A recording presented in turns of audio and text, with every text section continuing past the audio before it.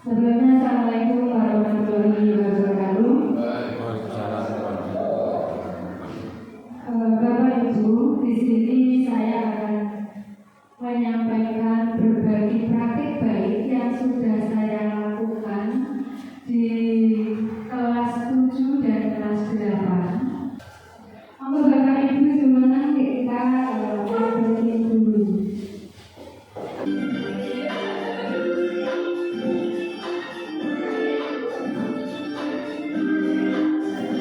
Ya, Bapak Ibu, sebenarnya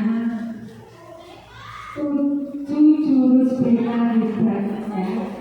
Jadi yang pertama itu ada kenali potensi, yang kedua ada kelola emosi, yang ketiga ada tumbuhan resiliensi, yang keempat ada jaga konsistensi, dan kelima itu jalin koneksi.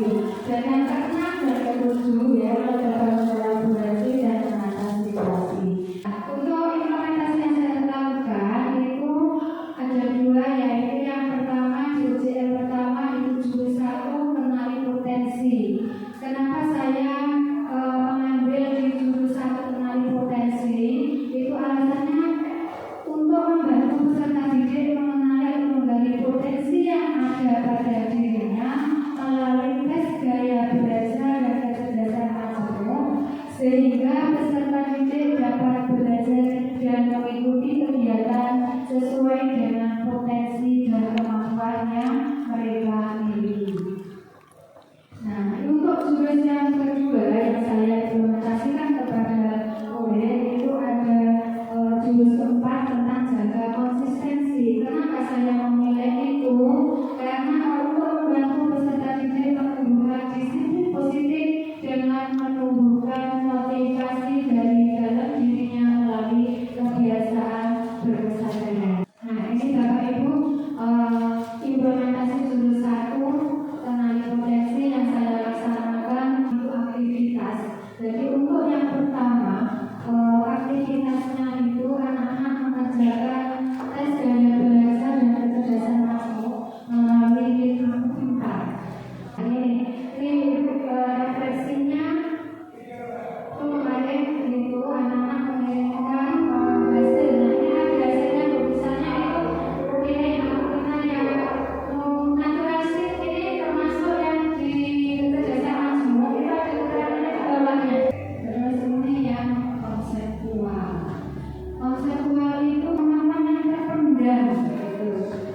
Ya. Terus saya juga menyampaikan gaya belajar. Gaya belajar itu ada tadi visual, kinestetik, ada juga auditori, bahkan satu anak itu bisa dua gaya belajar. Jadi gabungan antara visual, kinestetik ataupun auditori, visual. Bahkan ada yang kemarin itu tiga-tiganya. Nah, untuk yang kecerdasan majemuk itu ada beberapa, ada yang naturalistik, ada juga yang musikal, ada logis matematis.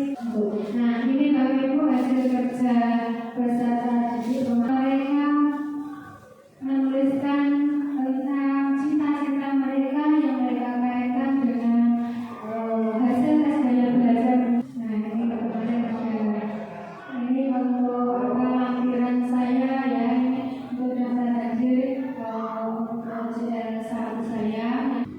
Terus ini ada jurnal kegiatan saya. Nah, ini Bapak Ibu untuk rekapitulasi hasil tesnya kemarin itu saya ringkas seperti itu ya. Ada yang visual, kinestetik, lain, ada yang jadi itu malah ketiganya, ada visual, auditori, kinestetik. Nah, itu. Terus untuk kecerdasan majemuknya juga bermacam-macam. Ada itu yang mudahnya itu intrapersonal. Nah, terus juga saya ini untuk rekomendasinya dari hasil tes gaya belajar ini. Misalnya bisa itu visual, tapi media belajarnya visual. Tapi mereka yang visual dari media belajarannya itu menggunakan media yang visual. Terus ini yang rekomendasi yang hasil tes kecerdasan majemuknya. Jadi kemarin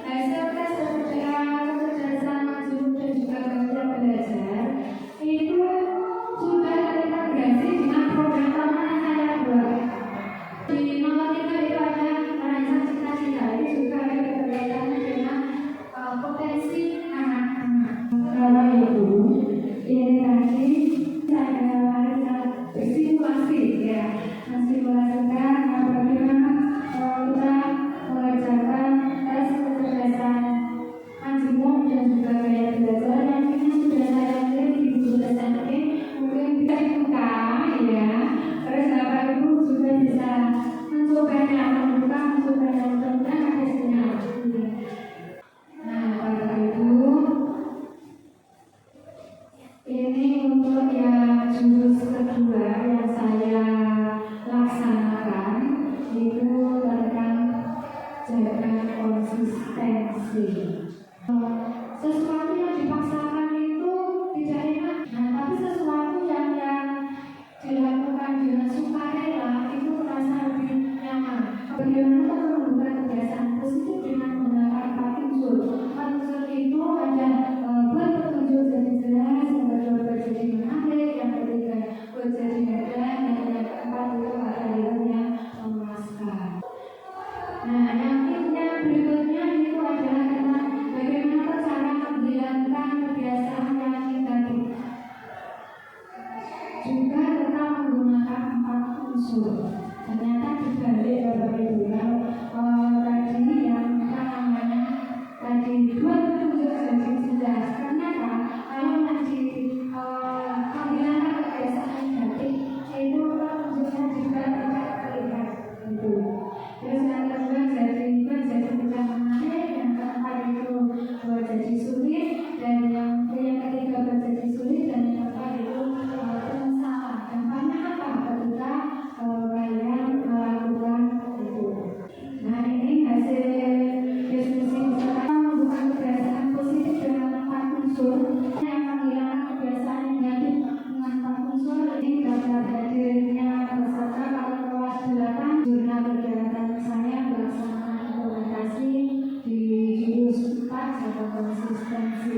Menjaga postur untuk menumbuhkan kebiasaan positif. Dari kesimpulan sebagai kesimpulan bagaimana kita menurut Ibu Dani dengan apa yang sudah saya implementasikan ke anak itu, apakah itu bisa diterapkan ataukah itu tidak perlu? Saya untuk dua yang sudah dilakukan oleh Dani sebagai anggota itu merupakan awal yang baik dari apa yang untuk menuju perubahan dari anak-anak agar lebih baik. Jadi sebagai start awal untuk bisa merubah anak-anak membuat juga pada mulai dulu untuk akhirnya memberikan pembelajaran sesuai dengan apa yang menjadi masyarakat orang ini, dengan harapan pembelajaran di bisa penuh akan jauh lebih baik perlu disebarluaskan atau kepada semua bapak ibu, tidak hanya untuk mereka, karena ini memang sangat penting. Walaupun kita sebenarnya sudah mulai, misalnya ada di dalam kelas kita membuat kesepakatan kelas itu yang sudah dilakukan oleh semua bapak ibu di semua mata pelajaran pada waktu sebelum pembelajaran dimulai pada awal semester. Dan makanya mulai ini sudah menginspirasi saya, khususnya saya sendiri, karena untuk mengetahui intelijensi anak itu dan cara belajar anak ataupun hal-hal yang lain sudah dikatakan itu, kita jadi lebih mengetahui bagaimana peserta didik yang sebenarnya yang dari pribadi masing-masing peserta didik itu tentu saja berbeda antara peserta didik satu dengan yang lain, dan kita sebagai ibu didik harus berusaha untuk memahami agar anak didik memperoleh hasil prestasi belajar yang maksimal. Terima kasih. Ya, terima kasih. Berarti ini bisa dilanjutkan saja ya. Kurikulum. Terima kasih Bu Ami. Sejalan dengan yang disampaikan Bu Dewi tadi, bahwasanya potensi anak memang penting untuk diketahui sebelum pembelajaran dilaksanakan di kelas. Jadi seperti tadi tes daya belajar itu salah satu hal yang bisa dilakukan. Tapi menurut teman saya pribadi, daya belajar ini mungkin bisa berbeda tergantung pelajarannya yang dihadapi anak. Jadi ketika anak dengan saya matematika, mungkin semuanya itu nanti sukanya yang auditori mungkin. nggak pengen kerja. Tapi kalau dengan pelajarannya Pak itu mungkin semua nanti gaya belajarnya kita setting.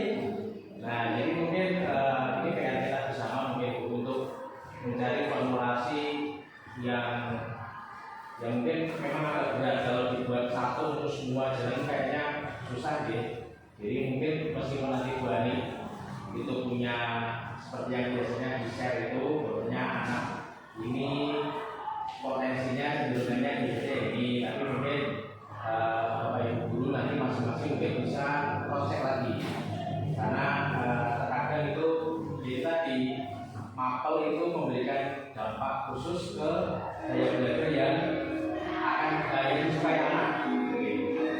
Mungkin itu terkait potensi